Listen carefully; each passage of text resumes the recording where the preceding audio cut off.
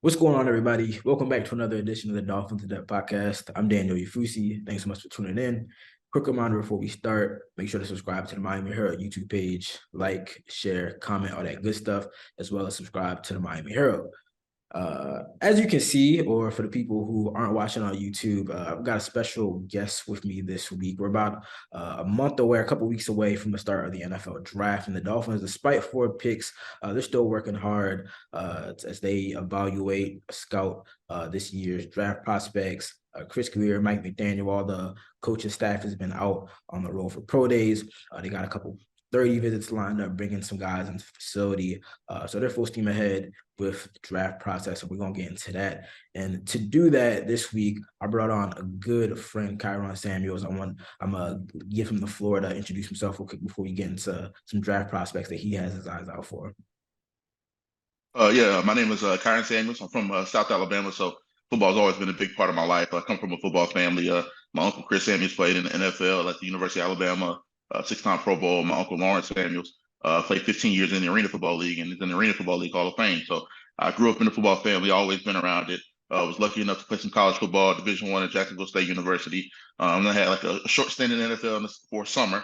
Then went straight from the NFL to arena football myself. So I followed my uncle Lawrence's footsteps, played in the Arena Football League for 4 years, and then post football, after the pandemic, I had some injuries, career ended, went right into sports media. So I've been doing a lot of media work, doing a little bit of writing, a little bit of podcasting, a little bit of show hosting, a little bit of everything, and some consultant work on the side. So just been full fledged in the sports media, and I love my Dolphins too. So got to always have the Dolphins news up to date, and I'm always looking for the roster moves, and I'm trying to get into the cap a little bit more so I can be more logical instead of just like I like this guy because he plays ball well. I want to be realistic with like, can we get the guy now? So trying to get into a little bit more of the cap stuff, but that's my background, and obviously passionate about football, so ready to get into it. Yeah, we actually connected through some mutual friends. I think it was kind of late into this past season, and I quickly found out you're a Dolphins fan. So we've been having a lot of talks about Yeah. the Dolphins over the past couple months, and obviously you have that perspective of having played the game, at a high level, and now you're kind of transitioning into the media space. So I know even before the combine, I was picking your brain, asking you for some guys that I should keep an eye out in the trenches. So we're definitely going to get into that. I know you brought a list of offensive line and some tight end guys. We're going to do offensive line and tight end today. Where do you want to start? Or actually, let's start big picture, because the recent history, or you can say the long history of the Dolphins, if you really want to go back a decade or so, it's just been inconsistency on the offensive line. Even this past season, 9 different starting offensive line combinations. We have a lot of injuries to guys like Teron Armstead, Liam Eichenberg, Austin Jackson. Like I said, just reshuffling every week of the offensive line starting combination. After the season, the Dolphins fire Matt Applebaum after one season. They bring in Butch Berry. Talking to Chris Grier and Mike McDaniel, they're really high on Eichenberg and Austin Jackson. But with the team that has Super Bowl aspirations, we can say Super Bowl aspirations given the recent success of the team and the moves that they've made in the past year plus. We can say Super Bowl aspirations. You have to be strong in the offensive line. Just what have been your thoughts on the offensive line? The group that they have right now. So first of all, I would like to say that I feel like a lot of the criticism last year was a little bit unfair. I think they were a little bit better than people gave them credit for last year, especially when you look at what they were in the 2021 season and the 2020 season. So I Yeah, think they made a little bit of strides, a little bit of improvement. That's due to the guys they went out and got. Obviously, you'll get a all-pro level guy, Teron Armstead. You get a guy in Connor Williams, the center that, I was a little hesitant on. I didn't know if he was going to be able to, handle his own and, be in a yeah, different system that's a little bit more pass blocking heavy, not run blocking, where he can get aggressive and do his thing there. And he held his own. I thought he played pretty well this season. I didn't have a ton of complaints about him. Everybody was pretty scared of, I think he led the NFL in penalties when he was in Dallas. So a little people were scared about that. And I thought he did a pretty dang good job this year. But, the younger guys are the guys that kind of struggled a little bit. And that's to be expected, in my opinion. But I think where Dolphins fans have become a little bit weird is because you invested high draft picks in these guys. These aren't guys with low expectations that nobody was expecting to pan out. No, these are guys that a lot of people had a lot of faith in, thought could develop into Pro Bowl type players, and that's what they were kind of expecting from him. He didn't get that. So when that happens, you have to go back to the drawing board. And when you invest that much into a pick, you're very reluctant to just cut ties, sever ties. You want to give him every chance he has to succeed because it's just in the best interest for you to do so. But like you said, there's Super Bowl aspirations now. We don't have time to sit here and let a bunch of guys go through the process. It's win now mode because the NFL is volatile. The NFL is volatile. You never know when your window's going to close, and you have to maximize everything. So I think going forward, making sure this offensive line is the best that it can be, however that looks. If that's getting some veteran guys, I know free agency's winding down a little bit. If we're talking about the depth of talent that you can go acquire, but if you need to go get another veteran guy, maybe you can do that. I think the realistic way is to go through the draft here. There's some really good depth in this draft. If we're talking about, potential starters, rotational pieces, guys that can develop. And I think the best thing about this draft class is that there's some position versatility. A couple guys we'll talk about here in a little while. I think those guys can play guard or tackle for you in a pinch. And that's been a problem with Miami. Like you said, 9 different starting combinations this past season. A lot of guys getting injured. I believe they played 4 right tackle this year at some point. That's crazy when you really think about it. So I think that's the way to go. And Bushbury, if we're going to get into the specifics of the position coach, I haven't heard a lot of great things about the guy, but what I do know is that he's very familiar with the system. He was with the 49ers in 2021 when they made their Super Bowl run. He's been around Mike McDaniel like they have really good continuity. So if Mike McDaniel believes in the guy, I'm inclined to believe in the guy, and I'm gonna give him his fair shake before I start judging him anything off of what I've heard in the past. But you heard some pretty wild stuff about him. He's a disciplinarian, maybe too much to an extent, but we'll see how it goes out. I think with this offense, how quickly the ball gets out of times, hopefully they're going to lean on the running game a little bit more. That it won't be as many difficult things to learn. I don't think we're going to have too many 5-step dropbacks in this offense, at least consistently. So I think it could be a very simple job. It's just keeping guys healthy, getting to the game. And that could be the biggest thing here for them. Yeah, I mean, just like marginal increase in health. Like the Dolphins were, I don't want to say the most injured team, but they were definitely up there. Like I saw a chart a week or so ago in terms of reported injuries. The Dolphins were by bar the most reported injured team. Teron Armstead, whenever I didn't realize how much he did for the offensive line until he went down. And then you ask guys and you ask coaches, and they're like, nah, like he's calling stuff out. He helps us point stuff out pre-snap and whatnot. So just even having Teron Armstead in the lineup, I think he missed about 4 or so games. Just having him in the lineup a little bit more helps a lot. I know a lot of Dolphins fans have been frustrated about their lack of movement in terms of the offensive line. They only signed one outside free agent so far, Dan Feeney from the New York Jets, and then they re-signed Kendall Lamb and Jerron Christian. But I think all those guys kind of project as maybe rotational guys, swing tackle type guys. At this point, I'm not really sure where you can get like a legitimate bona fide starter in free agency. Maybe you bring in some veteran competition for Liam Eichenberg and Austin Jackson. And Mike McDaniel said last week at the owners meeting that they were kind of surveying the market. They probably didn't want to spend too much money on that position, given, like you said, that investment they have in those young players. So it really does look like you said, they're gonna have to go to the draft to really address that. So we'll start with that. Overall, I mean, how would you assess the depth and the talent of this offensive line draft class? I guess we can kind of divide it by tackles and then some of the interior guys. Yeah, so overall, just a quick synopsis of the class. I don't think there's a lot of high-end talent here. When I say high-end, I mean like can't miss guys that have to go in the top 10 that we've gotten in the past, which is why you see some weird tackle projection all over the first round. There's some guys that are, the Peter Skoronski is even a tackle in some people's eyes. We don't know. The guys like Broderick Jones, who are very young but have a lot of upside, they're going to go high, but you just don't know how high because they're not just these can't miss guys that we've seen in the past. So I think there's not a lot of high-end talent, but if we're talking about 8 to 12 guys that could be starters and good players, I think there's a ton of those guys, and I think there's going to be a big run on tackles from let's say pick 20 until pick 60. I think you'll see like 5 or 6 tackles go, and I think that's where the Dolphins in that second round pick can have a lot of options right there. And I think we can get into it. The first guy I'll talk about is Matthew Bergeron, tackle out of Syracuse. He's a guy. I think there's a little bit of a trend here. I didn't even realize until just now, but I saw most of these guys at the Senior Bowl down in Mobile. So I was fortunate enough to go cover down the Senior Bowl with our boy Tashawn Reed, Trevor Trout. We had a couple of my guys there, Mike Duggar from the Seahawks. So a lot of guys, we were down there, got to see these guys up close and personal, and it kind of went along with the college tape. So I was really high on Matt Bergeron going into that week. But a big question about him was, could he run block? He does a lot of pass blocking. He played left tackle, played a little bit of right tackle as well. Uber athletic. He's a Canadian kid. So, the connotation that you kind of give those guys, that they're soft a little bit. They ain't American. Can they be rough and rugged and really get in the trenches and grind? And I think he did a lot for himself. at the Senior Bowl, just run blocking and being really aggressive in those run pods. He showed me a little bit of something I didn't even see on tape with the run blocking. So really excited about him because I think he's one of the most athletic tackles in this draft. He's not a guy that I think is going to have a steep learning curve at all. He's very advanced with his pass protection.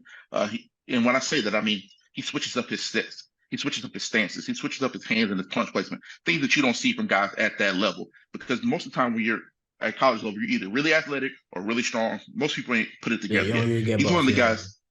Right. So we'll talk about another guy who's super athletic, our Maryland kid here, but we'll get to Matthew Bergeron right now. But I noticed that when I was watching this tape, I'm like, man, this guy switches up his stances. He switches up his sets. He'll jump set a guy. If you notice he's a little bit stronger, he needs to get on him soon. He's going to jump on him now. He flashes his hands so he can try to get the D lineman to flash their hands and lose some of their leverage and speed. He does some really high level stuff that I noticed, and I was just really excited about that watching him. But because of those things that I talk about, that he maybe isn't the most advanced in the run game yet. The Canadian kid, they don't really have a huge background on the guy. He may fall to 50, 51, where he would be there for the Dolphins. And I think he would be a prime candidate to switch over to right tackle to play opposite Teron Armstead. I think that would be a great fit if they were lucky enough to have that guy. So I'm really excited about Matthew Bergeron because I think most of these guys that I'm going to name, that their best ball is ahead of them and the learning curve is not that steep. And I think keeping that in mind here, there's some other guys that, some like the Blake Freelands of the BYUs that I think have a lot of potential. But I think the learning curve may be a little bit too steep or a little bit too long for a team like the Dolphins, where it might not be the best fit. But I think a kid like Bergeron could jump in there right now. I want to jump in real quick because I think that's kind of the dilemma about, and I want to really talk about that, but we can talk about that later. But the dilemma of that number 51 overall pick is that it's not a first round pick. And like you said, that the top end talent maybe isn't there. There's depth, but the top end talent isn't there. So there's kind of the conundrum of being kind of in this win now mode. And it's like, all right, well, it's the guy we're going to get at 51 going to be a guy that we can kind of plug and play. Like a lot of Dolphins fans are like, hey, I'd rather them just get a running back, maybe get like a middle linebacker they can put in there, because those are kind of some positions where you can kind of throw them in there and you can get instant production. Whereas with a lineman, maybe there might be some growing pains and he might not be ready to start day one. Just what are your thoughts on that? Well, that's 100%, reasonable, I believe. But I think the thing to keep in mind here is that look at the history of the second round and look at the history of second round tackles. You've had a lot of guys, David Bakhtiari as a second round tackle. I mean, there's been guys that have made the transition pretty fast, pretty seamlessly. And a lot of it has to do with just location. I mean, this guy's nobody really cares about Syracuse football. Like, he's not a guy that's going to be on TV every week. People are going to be raving about. He's a guy that a lot of people aren't even going to really get dibs on until they see him at a Senior Bowl when he's around all the other guys that they've been talking about for years. And that could be a reason some of these guys fall. So while I do agree with that, I think the position is too prime. It's too much of a need now to ignore it. I think if you're going to do it, that's the pick you do it at, unfortunately. Because let's say running back, tight end, linebacker, there's going to be really good players from 3, 4, and 5 that you can go get. Like, let's say a guy like, I'm really high on this kid, and I don't think he should fall this far, but running back, Tank Bigsby from out of Auburn, he's a guy that could potentially be there in the 4th round. Like, crazy to think about, but that's how deep the running back class is. Exactly. Tucker Kraft, the kid out of South Dakota State, the tight end. These are kids that will be there in the 2nd, 3rd, 4th round, maybe even past that. I think there's a lot of depth in those groups where you have to reach on some of these tackles because I think it's worth it. Especially, we have to consider this as well. You need a right tackle. You have left tackle, right, with Teron Armstead. Right tackle is to his blind side. He's a left-handed quarterback. People need to keep that in mind as well. I think it would be worth the investment for that pick. Yeah, that's a good point. It's like you kind of got to weigh the positional value, how ready are they? The Dolphins are in a win now mode, but they also got to think, long term as well with some of these guys. So that's a good point. Let's get into some of these other guys. I know you got a couple more offensive linemen. Who's next? So Jalen Duncan, a guy out of Maryland. Go Terps. Go Terps. Go Terps. My Uncle Chris actually interned up there this year. He worked with Coach Locke. Him and Coach Locke were really cool. They both coached together down at the University of Alabama. So he was, bored and wanted to get back in the game. So he helped assistant offensive line coach this year. And he told me, this is crazy when I say this, because he played with Trent Williams. He played in the golden age of left tackles, Jonathan Ogden, Orlando Pace. He said he's never seen a guy as athletic as Jalen Duncan is at the tackle position. So that should let you know how much of an athlete the kid is. But he did say he's raw. He needs some refinement. He needs some development. But when you have guys like that, 6-time Pro Bowler, consensus All-American, Outland Trophy winner, saying that, hey, this guy's the most athletic guy I've ever seen play the position, and we need to just refine it and we need to hone in on it and fine-tune it, how would you not take a chance on a guy like that? I mean, I think he would be a great fit, especially we talk about positional value. He was the guy that people in the beginning of the season were talking about, Then a anywhere first, between yeah, right real legitimate 15 first to round pick. 32, anywhere in that mid to late first round range. So if you can get a guy like that at 51, I think it would be well worth it. Especially when you have a guy like T-Stead on the team already. He's the Yeah. guy that has some of those similar concerns. Really athletic. Can he fill out his frame? Can he be productive on the next level? And he answered those questions with flying colors and developed into one of the best players in the NFL. So Jalen Duncan is a guy, supreme pass blocker, one of the best pass blockers in the country. Definitely needs some work in the run game, but I think he did a lot for himself in the Senior Bowl as well. So he's another guy that kind of turned the page and showed that he could be a little bit more aggressive and get after the run game. So we're talking about value for the pick. Jalen Duncan would be a great value. Yeah, so I was reading up on him. But obviously, I'm a Terp alum, so I watched him a bit. I always say like offensive line play is tough to watch in real time, because it's just not that focus on it. And I was talking to a Dolphins offensive lineman late last year, and he was just like, "There's just so many nuances that go into it that people don't pick up. The average watcher doesn't pick up." But from what I read and what I've seen, it seemed like his junior year, I guess his redshirt junior year, you'd say was a little bit better than this past season. I know the previous year, he had went up against Aiden Hutchinson and some top flight pass rushers in the Big Ten, and he really held his own. That's what really got him on the radar of a lot of people. But maybe this past season wasn't as good. But I was on a conference call with Daniel Jeremiah with NFL Network, and he said this guy is like his best football is definitely ahead of him. He's probably a year away. Like he's probably not ready to step in day one, but he has all the tools. And it's interesting when you also weigh like you get the tools and traits guy who may not be as refined technique wise, or do you get the guy who's very refined technique wise but doesn't have the measurable? I think that we've kind of seen that play out with Austin Jackson and Liam Eichenberg, because Austin Jackson coming out was he has great size, he has the footwork, he has the athleticism and whatnot, but he's a little rough around the edges, and you got to work on that. And then Liam Eichenberg was all right, he's a technician, Notre Dame, been there for several years as a starter, but maybe he doesn't have the size and whatnot. And that's why we saw him kind of move into guard. So it's like you can go both ways, but I think it's really about the system fit and then the coaching and development, because I think we really downplay how important that development is. And even for those two guys that we're talking about, they've been in a system now where they've had 2 going on 3 new offensive line coaches, and Austin Jackson said straight up, like, when I go in with these new coaches, I'm learning different pass sets, or telling me to, have my stance a little bit different. So that lack of continuity really does stunt. It really can stunt your growth. And I wouldn't be surprised if maybe that's played a role in some of the things we've seen with those guys. Yeah, 100%. And you talk about some coaches have different philosophies with sets and stances, but most of the time it's just terminology. You have to learn how to speak the language all over again. You Yes, have to it's a learn how to language. That's communicate. what it is. Yep, It's a new language. Yeah. 100%. And you have to learn how to communicate that language to the rest of the guys on the line, because everybody has to be on the same page. So when I say that to say, even if you refine the technique, because I don't think Liam's a bad technician, but he looks like he don't know what he's doing half the time. So it's like he's thinking too much about where do I have to be, where are my eyes supposed to be, am I passing this off? Is this guy supposed to, like? It's just so much going on in his head. You can see it. So even just learning the game and being able to communicate, it slows you down enough to where you would be able to maybe be able to just lock in a little bit better. But that 100%, when you have, I believe it's 9 different O-line coaches in 9 seasons now for the Miami Dolphins. Yeah. I don't think that's ever been. I've never heard of that before, especially at that level. Maybe college, you might get some turnover like that, but that is definitely hard on the younger guys to develop when you have to go through it every season. Yeah, most definitely. Like we said, Butch Berry is the new offensive line coach. He has, familiarity with McDaniel, the scheme. So hopefully it's not too much of a new learning curve. All right, we got a couple more guys. I'm gonna let you start running through them before we get to a break. Who's up next? Okay, so it's funny you talk about the athleticism guy versus the kind of refined guy, because this is another refined guy that I think is ready to play now. But he may have maxed out already. His name's Tyler Steen, tackle out of Alabama. He's a guy that started at Vanderbilt, transferred to Alabama this past year, started at left tackle and didn't give up a sack. I mean, he's as steady as a rock.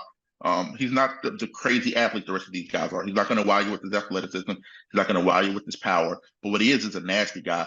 He takes very good sets. He finishes in the run game. I mean, he's just rock solid. He started at left tackle for the University of Alabama. He's a guy that I think is a prime candidate to move over to right tackle at the NFL level. And he's a guy that I think showed great guard versatility down in the Senior Bowl. If you needed to put him to play guard in a pinch, he's a guy that I think has positional value at multiple areas, which is why I think for the value, it could be a very good pick as well. Because, like I said, the injuries all over the board for the Miami Dolphins this year. So he's the guy that has played all over the offensive line, but I think has really good potential at right tackle it would be a very good value pick. And I'll just list the last two here because before we go to like transition to tight ends, because I don't think these guys will be there. So I don't want to get too in depth in them and get Yeah, I know. I saw fans one excited. name and I was like, I don't know if he's going to be there at 51, but Yeah. go ahead. So Anton Harrison, tackle out of Oklahoma, and Dawan Jones, tackle out of Ohio State. I think if either one of those two guys were to fall, it would be Anton because he's a little bit lighter. He's not one of the. He's just like I said with Jalen and Matt Bergeron, not great run blocker, really good pass blocker, has all the measurables and the size to fill out. But Dawan Jones is massive. 6'8", 375. Got to see him at the Senior Bowl, and he dominated the one day he practiced. Did really good for himself, and not like the rest of these guys. He's a natural right tackle. That's all he's played. That's what he is. That's what he'll be at the next level. So he's the guy that I would love to have at the position because I think he's big enough, strong enough to where he can kind of work through some of the kinks that we're talking about, adjusting at the next level. But I don't think he'll be there. And same thing with Anton. I think they're too good of prospects to pass up and get down to 51st pick, I believe. Got you. Good stuff. I know ESPN had a conference call with Matt Miller and Jordan Reed last week, and they named Bergeron and Freeland as two guys who they think would be there at 51. So again, maybe not a plug and play starter, definite starter there, but definitely like you said, some guys with good tools. They definitely have a skill set and they could get depth. I think more than anything they need depth because I think it's really clear that I don't want to say like I think they are going to bring in some guys who could challenge for the left guard and right tackle spot. But I think it's very clear through the messaging that they want Eichenberg and Austin Jackson to be those guys. So like at this point, I'm expecting Eichenberg and Austin Jackson to be the starters, unless they sign a starter that's clearly better than them, or they bring in some young guys and then they kind of overtake them in OTAs and training camp. I'm expecting those guys to be the starters. So at this point, it's about just getting the depth because again, 9 different starting offensive line combinations, a bunch of injuries throughout. They got to have depth. We got to the playoff game and they had to move Rob Hunt to right tackle, and they've got guys that have never played all season for them, stepping in. So just really got to build depth more than anything, and I think that's what Chris Grier and Mike McDaniels they're looking to do. All right, I appreciate that, man. We're going to take a short break, but when we come back on the side of things, we're going to talk tight end prospects. I know Kai has some tight ends he's looking out for, as well as get his thoughts on the Dolphins' entire offseason. So stay locked with us, and we'll be back soon. What's going on, everybody? Still here with Kyron on the Dolphins In Depth podcast, talking all things Dolphins. The first half, Kai was going through some offensive line prospects that he thinks Dolphins fans should keep their eye out for in that number 51, day 2, day 3 range. Second half, we're going to switch over to the tight ends. I feel like the Dolphins fans are obsessed with like 3 positions. It's offensive line. Well, outside of quarterback into it, they're obsessed with offensive line, running back, and tight end. Like, that's all you hear about during the offseason. And it was a little bit of a shakeup for the tight end room. Lose 3 guys. Mike Gesicki goes off to the Patriots. Release Ethan Carter, who wasn't really much of an impact player on offense. It was a special teams guy. And then they also traded Hunter Long away in the trade that brought Jalen Ramsey. I don't think anybody's really, tripping over that, but still a shakeup. They signed Eric Saubert from the Denver Broncos, kind of an inline blocking guy. And just recently, yesterday, they extended Durham Smythe through the 2025 season, which I thought was a really interesting move. He signed a 2-year deal last year, and that kind of felt like one of those, like, all right, we like you. It's like they, last year they had to overhaul the entire offense, but they brought back Smythe. They put the franchise tag on Gesicki, and Smythe felt kind of one of those, like, all right, let's feel you out, see if you fit in this offense. I think he played his role well. So they give him a new deal, 2-year extension. They increase his salary, make it guaranteed and whatnot. So good for him. But I don't think that move in any way should, prevent the Dolphins from targeting a tight end with their first pick or really with any of their picks. The only other tight end that they have on the roster is Tanner Connor, who they like, but he didn't really make much of an impact as an undrafted rookie. So just what are your thoughts on what they've done with the tight end position so far, and what they need? Well, what they've done leads me to believe that they're clearly going to address it in the draft. That's what I'm thinking. Like, I think, like you just said, they made all the moves that they've made will lead us to believe they're going to take a guy in the draft, because I think this is a very deep position in this draft, and it has guys that fit the scheme. There's one guy that I won't even talk about here that I really like. I'm really high on. Musgrave out of Oregon State. Yep. So I really like Luke Musgrave, but I think he's just like Guy Gesicki. Like, so I Yeah, don't think yeah, he would be a fit because they just, made it very clear that his role will be limited in here because he's not a great run blocker. blocker. Yeah, While I think Musgrave could definitely develop into it, it just doesn't make sense in my mind. But there's some guys that I really like for this position. Sam Laporta, tight end out of Iowa, 6'4", 250. I think he's one of the more athletic guys in the draft period, pound for pound. I believe he ran 4.56 at 250 pounds, 6'4". And he's a great inline blocker. I mean, we can almost call Iowa tight end you at this point. Maybe yeah. I think They they have got a fair claim, Kittle. Yep, they got right? Hawkinson. Yeah, Right. So, I mean, Notre Dame has a fair argument, but I think Iowa has it right now. So he comes from that lineage, and I think he's every bit as good as, I won't say every bit as good as Kittle, don't get me wrong, but I think he's every bit as good as Hawk coming out. And I think this guy has a little bit more athleticism than Hawkinson has. So he would be a very, very good scheme fit. I mean, talk about an inline blocker guy that can help in the run game and is very good running route. He's definitely a mismatch. He's still faster than most linebackers. He's bigger than most linebackers and safeties for sure. So he's definitely going to be a mismatch in the passing game as well. I think he would be a great fit, and I think the value will be 100% worth it at 51. So if you're not going to go offensive line, if you're not going to go running back, linebacker, 100% tight end would be a position to address. And I think he's the guy that fits that mold. And another guy, I'm really high on this kid. I was playing FCS football, so I have an affinity for these guys, but he's actually worked it. Tucker Kraft out of South Dakota State University. They starting to have a couple guys get in. I know Dallas Goedert. He's there at the Philadelphia Eagles. He comes from South Dakota State. They have a really good lineage as well. But he's 6'6", 255 pounds. They call him Baby Gronk up there. I think that's a little bit lofty, but he's a great, fantastic inline blocker, and he's really, really nice after the catch. So I don't think he's a breakaway guy, even though I believe he ran very well. I think he ran 4.6, which is pretty dang good for a guy 6'6", 255. But when he does is he separates well after he catches the ball. He's so big and strong. He has a mean, stiff arm. He can create separation and route running. I think he has some of the best stick routes I've seen from this draft class. So he's the guy that I think would be a huge asset on third downs and in the red zone, which Miami, they haven't struggled at, but it's always, you can never be too good at it. You know what I mean? So yeah. I believe they were the best third down, but struggled early down. I can't remember.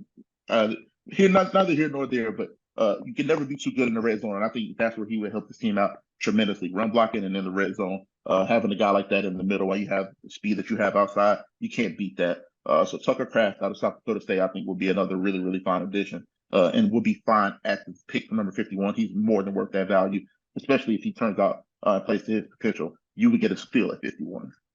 All right, so Laporta is the guy who I feel like just seems like he was like handcrafted for the offense. Like you talk about the lineage, the history, at Iowa. He mentioned that I think he was actually flexed out a little bit more than maybe some other tight end. I mean, well, it seems like a lot of tight ends are kind of like, just big wide receivers, but it seems like he was kind of flexed out a little bit more than most Iowa tight ends that have kind of come through. But he has some wiggle to him. So it's kind of interesting because we talk about like the impact that George Kittle had or has on the San Francisco 49ers offense. And over time, it was kind of like, all right, the Dolphins need like a George Kittle or George Kittle or George Kittle.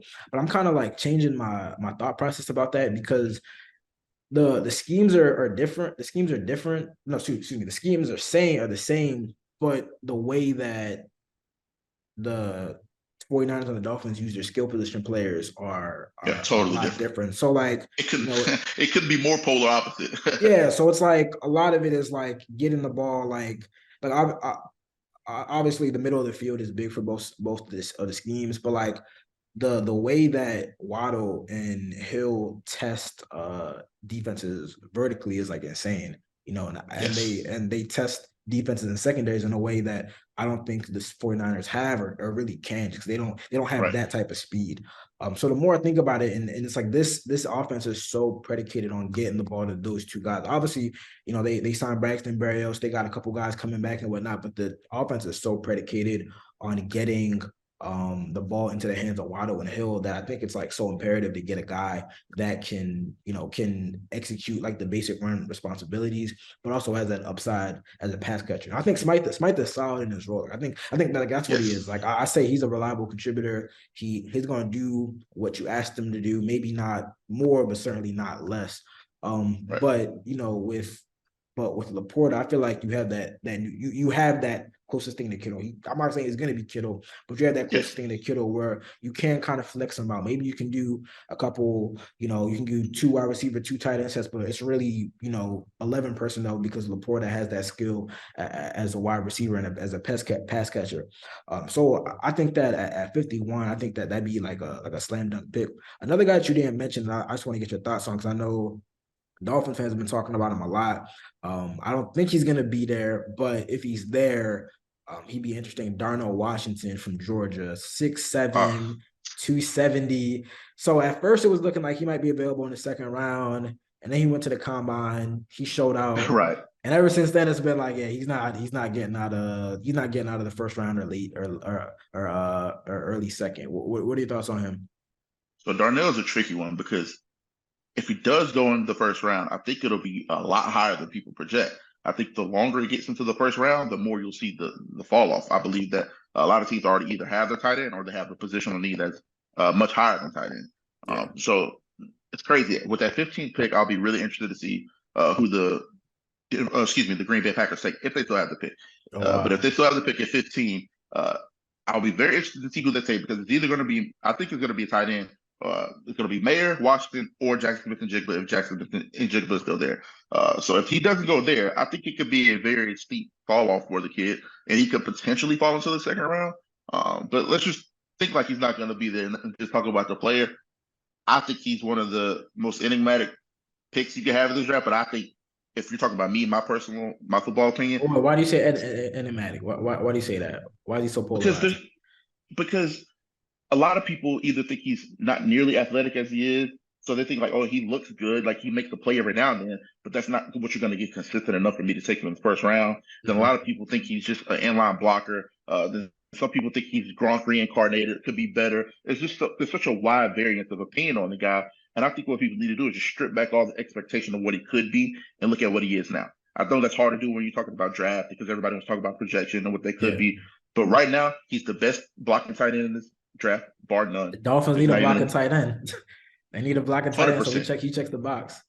He's the best blocking tight end. He's not just the best blocking tight end. He's one of the best blockers in the draft, period. Yeah. People make jokes all the time about him, being moving the tackle. Yeah. But I mean, the jokes are almost warranted because he's really that good. He's really that dominant. He displaces people. And he wasn't just displacing, he didn't play in the FCS. No disrespect to the guys I played against, because but he was displacing SEC guys. He was displacing Big Ten guys in the championship games. He was doing it against the elite competition.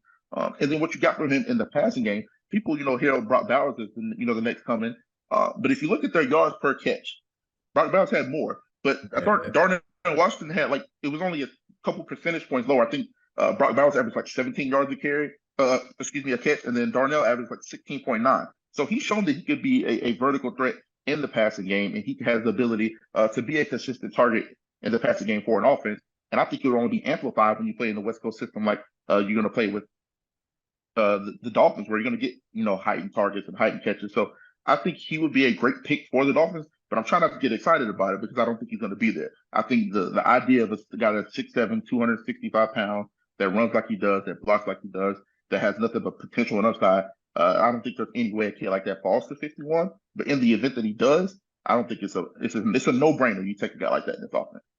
Yeah, I know. Again, like a couple weeks before the combine, I think that was like him going to 51 at 51 was definitely a lot of people really believe that. And then he did what he did at the combine. It's like they were kind of rumblings all right, he's going to show he's going to run 4'6" at 270 pounds. But everyone was like, is he really going to do that? And then he did that. And I think what was even more impressive was the short area quickness drills. Because that was the kind of the knock on him, he's a little stiff. He can't wiggle, he can't move in space. But the short area quickness, the 3-cone and the shuttle and whatnot, that was impressive too. So probably. Which I thought was a funny concern because everybody just has them. I think too, the tight ends of this class are really athletic. Michael Mayer's a good athlete. Dalton Kincaid's a really good athlete. Laporta's a really good athlete. They're a little bit more fluid and smooth in their motion. But if you know anything about offensive line play, it's all lateral movement. It's all agility. It's all quick movement. So him being, really explosive in the short area quickness wasn't very surprising to me because of how well he blocked, how demonstrative he is in his movement, and how efficient he is in his movement. I think that people think he's stiff because he's just so big. You don't see a guy that big be able to move. So it's it looks a little different to people. Just optically, it's weird. but he's always been an efficient mover, and I think that's more important than being smooth or explosive. So I think he always has had that in him. That's a good point. Again, he's probably not going to get to 51. But I mean, I think that like multiple draft experts have said this is like the best tight end class in like a decade. Yeah. So again, it's kind of like you said, kind of with running back, like the Dolphins might not need to get a guy at 51. Maybe I think the next pick is in the 80s or so. Like maybe they wait till 84. Maybe they can trade. They only have 4 picks, so maybe they trade back, kind of move around to get more picks, and they get a guy in the 3rd or 4th round. So there's definitely gonna be a lot of options there. Oh, I yeah. appreciate that, Kai. A lot of guys. I'm trying to think. You got 7 guys first, so a lot of good stuff there. Before we head out, we got to talk about the Dolphins offseason because I know you were hyped when they got Ramsey. I know Yeah, you man. said it's Super Bowl. I've been really high on the team, honestly. Like last year I thought that they exceeded my expectations. I mean I didn't have them as a playoff. I had them like as a French playoff team last year. But I think that like the level of play that they got out of Tua, I think it exceeded most people's expectations. Like a lot of people were saying, we had Tyreek Hill and Jalen Waddle and Mike McDaniel singing his praises. But obviously, that was expected from them. But like, he definitely exceeded everyone's expectations. Like, I think that we've seen a guy who can be an elite quarterback when healthy. I think that the one thing that surprised me was the drop off from the defense. I expected them to drop off a little bit without Brian Flores. But obviously the injuries played a big factor. Josh Boyer was kind of hit and miss. He was up and down with some of his play calls. They bring in Vic Fangio, obviously Ramsey. I think the signing of David Long might be like the second best signing. They have, this offseason, next to Ramsey, just getting like a 3-down guy that they can put next to Jerome Baker and get some consistency in there. The question is though, are they like where do they rank in the AFC? Because I think I was talking about it a couple weeks ago with my co-host David Neal. I think the Dolphins over under for win total right now. I think DraftKings or somebody said it's like 9.5, and I think that at first thought I was like that's way too low, but I also consider the fact that like you got to factor in the injury questions about Tua. But like if healthy, and obviously no NFL team is ever fully healthy, but if Right. healthy, I think this is like honestly, I think it's a 10-11 win team, like minimum. Like I Oh, really yeah. think 100%. I think that, they won 9, how many games was it? 9 games or so, and Yeah. Tua missed essentially like 6 games, Yeah. or so, 5 games. I think with the second year of McDaniel's scheme, and the one thing I say about the offense is interesting is like on paper they haven't really gotten better, and you could say maybe they got worse. Like you lose Gesicki, who wasn't really a scheme fit. You lose Trent Sherfield. So at best maybe you stay the same, but I think that the second year in that scheme like could do wonders for them because you could see like they didn't really start to click until like right when Tua came back and they hit like the Lions. I think it was after the Steelers game that like all right, it really Yeah. started That's to still his click. game. And obviously like maybe the competition level wasn't as high, but you really started to see it click. That was like the first couple games they were kind of like feeling out like all right, how is this going to work with the different guys that we have and whatnot? How are we going to use different guys? But once they hit like the Lions game, like something just clicked and it was like all right, we know how we're going to attack defenses, or we know what they're going to do to us. And in year 2, just having that knowledge and having that familiarity with the scheme, I think it could do wonders. Obviously, Tua staying healthy, it could do wonders. Oh, yeah. But I mean, I think it's a team that like I keep on saying like I think they're honestly talent wise they might be like I don't think it's crazy to say they're the most talented team in the AFC, honestly. I don't think so either. I mean, You're if biased Aaron though. You're Rodgers goes biased to the though, Jets, oh, of but course, but I think if Aaron Rodgers goes to the Jets, then they have a fair claim. I think they're incredibly talented. And I think that might be why the 9.5 win thing is also fair because the division is so tough. The Bills are still really good. The Patriots have been really good for 20 years. They're never going to be a bad football team. And the Jets presumably are going to get one of the best quarterbacks of all time. So you could only imagine that they'll get a little bit better. So I think that's fair on the win projection. But it's funny you talked about that. I wrote a piece before this last season, what I thought the prediction would be. And this is my prediction for Tua. I said he'd throw for 3,700 yards, 31 touchdowns, 67% completion percentage. I thought he would throw 14 interceptions and have 3 rushing touchdowns, and the team would go 11-6 and have a wild card berth. So I wasn't too far off. I was a Yeah, little bit obviously far off on the injuries kind of like threw off right. the numbers projections, but that's about right. Yeah, I think But he I had totally 25. underestimated his ability to take care of the football. I thought he took care of the football really well this year. I mean, literally half of his turnovers came when he was concussed. It looked like he didn't know where he was. So you talk about kind of the outline of the season. I thought that was really important to go back to because I thought even in some of the losses, he showed his potential and he showed how well he can play.